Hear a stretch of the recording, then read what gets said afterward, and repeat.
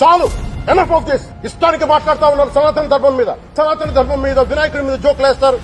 అల్లా మీద మీరు మాట్లాడగలరా? గుడికెళ్లే ప్రతి హిందూ బాధ్యత కాదా ఇది? సనాతన ధర్మాన్ని జోలికి రాకండి. తప్పు జరిగితే తప్పు జరిగిందని ఒప్పుకోండి, లేదా మాకు సంబంధం లేదని చెప్పండి.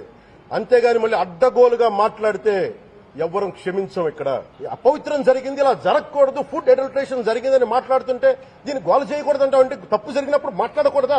ఒక అపవిత్రం జరిగితే మాట్లాడకూడదా? దేవతా విగ్రహాలను శిరచ్ఛేదం చేస్తే మాట్లాడకూడదా?